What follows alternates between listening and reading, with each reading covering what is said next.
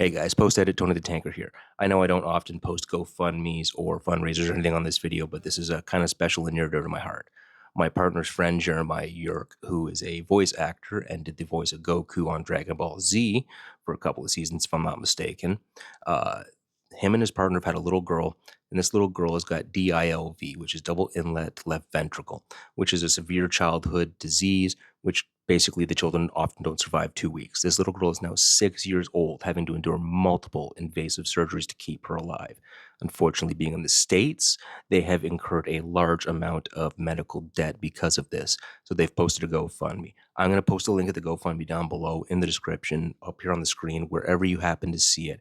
I'll post it everywhere. I'm going to donate all the ad revenue from this video to that GoFundMe, plus any other money I managed to find kicking around. If you're able to do so, I would also appreciate if you maybe help these couple out. It's not much I often ask for, but guys, this couple really needs our help. And if you can even just share the video, get it around, get this fundraiser out there, I would appreciate it. They would appreciate it. Thank you very much. I love you all. Have a great day. Recently, I was working on my next Valkyria Chronicles video.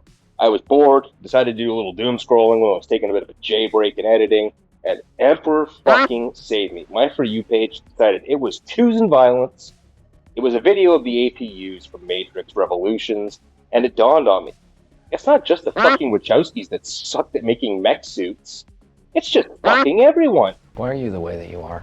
Hello and welcome back to another episode of A Tank Review with me, your average angry tanker, Tony. I personally love to thank each and every one of you for tuning in this week. I apologize for the gaps in the content lately. Life comes at you fast.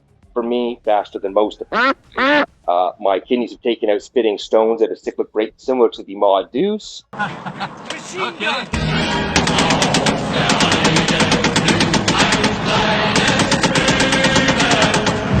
My beautiful oldest child is here for the summer before she goes off to high school again.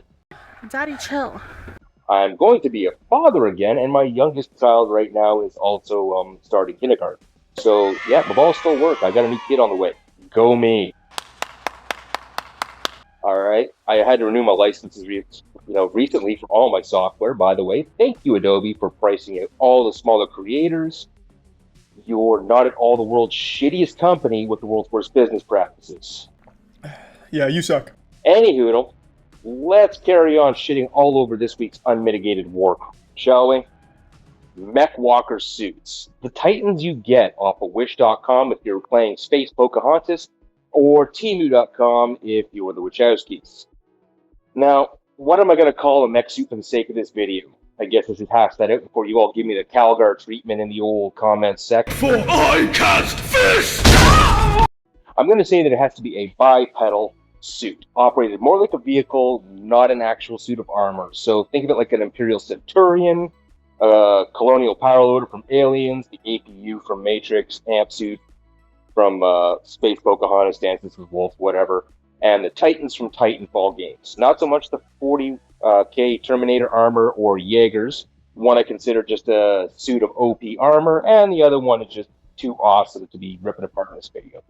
I guess if you also want to make the argument, 40K Knights could technically be them, but they're about as big as you could get before hunkering firmly into Titan territory, because they still are technically single suit pilots, or single pilot suits.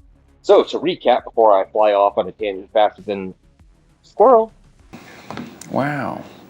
Bipedal, self-contained vehicle, single pilot. Everyone cool with that? Right. If not, put your hand up now. I don't see any hands up. Oh right, it's my video. Anyway, now that I'm done honking you all off, I'm going to look at two examples of the worst possible way to do walker mechs, Mechwalkers, and the only example I've found that doesn't suck on any level whatsoever, and doesn't suck harder than a Tijuana donkey show. And if you get that reference, we can be friends. You degenerate bastard. Stop it. Right off the top, I'm going to say it. Mech suits are fucking awesome. I absolutely love them. The problem is they are the holy grail of the infantry soldier. You're wondering why that's a problem. The ability to give your soldiers, all of your soldiers, each a mech suit that turns them into a walking tank with enough firepower and weight to crush smaller light infantry vehicles in front of them and take out any other any other enemy infantry. That's the holy grail of combat. It's not something that can ever really be done feasibly on scale. However, the design is actually modeled after the worst possible thing for combat. Now, despite us mostly being good at it, bipedal walking is actually very hard to do. It's a non-stop controlled fall, and requires that little electric jellyfish inside your brain case there that's in charge of that meat suit you call a body to make millions and billions of calculations and micro adjustments per second based on all the different inputs your body's getting at any one time, right down to like how little water flows inside your body. Now, that's remarkably hard to get out of a machine that's in sync with a human pilot. If you need to compare it to something, think of it like trying to fly an F-16 with the controls of a P-51D. Theoretically, everything is there and it should work, but no matter how hard you try, you're gonna crash. Just the way it is. All right, so let's kick this shit show off with the heaping pile of OSHA violations that is the armored personnel unit from the Matrix. Fuck, where do I begin with this literal pile of scrap parts? The rusty cheese grater. Why would you design a mech that could be taken out by a basic bit frag grenade? Alright, first off, there's no armor on the armored personnel unit. That's a real fucking big oversight. Let's just look at this failure, okay? Let's just take this in. Alright? Get a good look around. Take a look at it. I'm sure everyone here can pretty much see where I'm going with this right off the fucking bat. I guess I am going to mention that you've got unfucking shielded hydraulic lines hanging off of this thing all over the place. That's going to be a real fucking problem when you're moving around and parts of the machine pinch and tear those lines. Or let's talk about how a single pinhole in one of those lines close enough to the operator is going to painfully kill them with a penetrating injury. Look up a snake bite, like a hydraulic snake bite injury on Google. You may or not want to do that, but that's what could happen. Next, we've got the unshielded ammunition belts to feed those twin auto guns, which have sights on them that aren't at all in sync with the articulated controls that the operator uses, with no heads-up display to show what's going on. Priced on flaming roller skates, the machine's going to drop 24 flak rounds and disable the entire core of APUs in that move. The ammo makes me the most mad, alright? Those are 30mm rounds on disintegrating link, alright?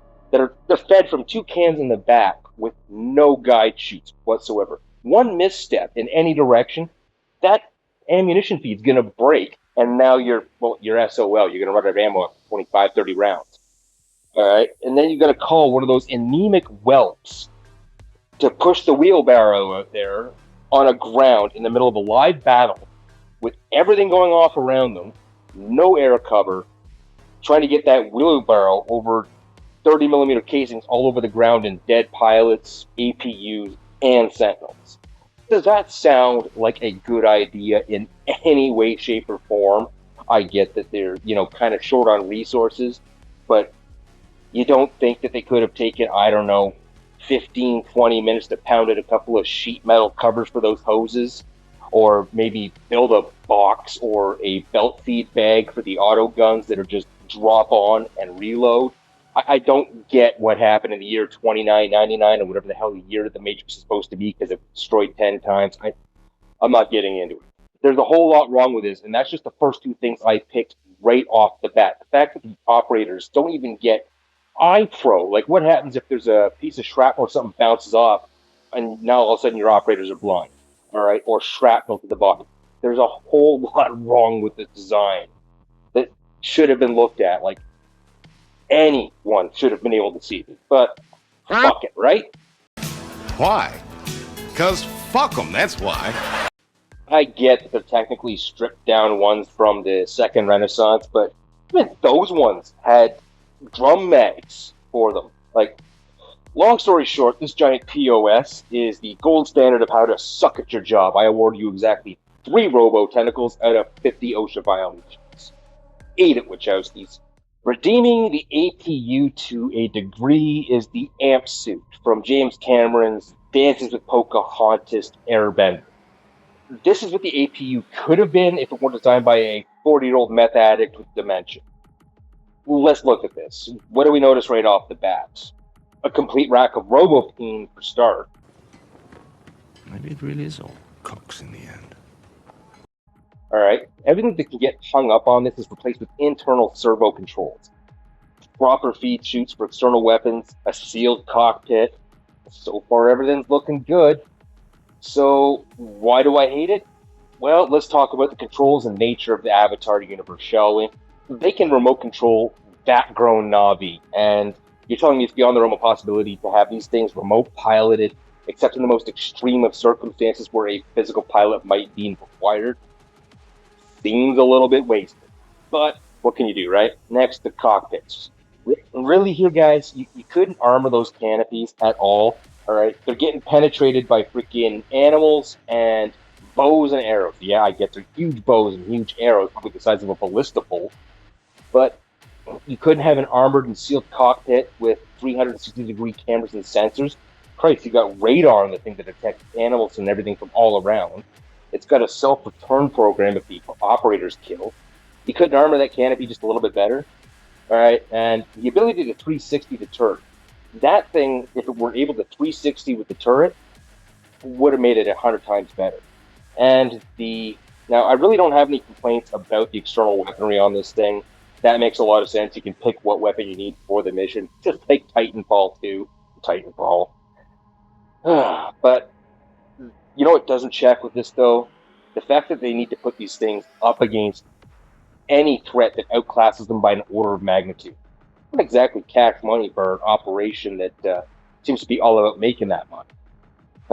And finally, the Mechwalkers that get it right. And I'm just going to pick one example out of this whole universe. BT 7274. That's it. Just take it all in. Look at this handsome fella. Top to bottom. This is everything that a Mechwalker should be. Everything that I harped on this shit show of a video is fixed in this unit that is the BT 7274. Anyways, guys, that's going to be this week's video. So if you made it this far, thank you for watching, you legends. Please do like, share, subscribe. I'm on the march to 10,000 subs, and at 10,000, I will buy and paint my first Custodes army. So if you like the content, want to support the channel, hit up the Ko-fi or the Patreon. These help buy my licenses for the software and some of the stuff that I use to make these videos. Thank you all for watching. Have a great day, evening, night, wherever you are in the world. You are all legends, and I love you. Peace.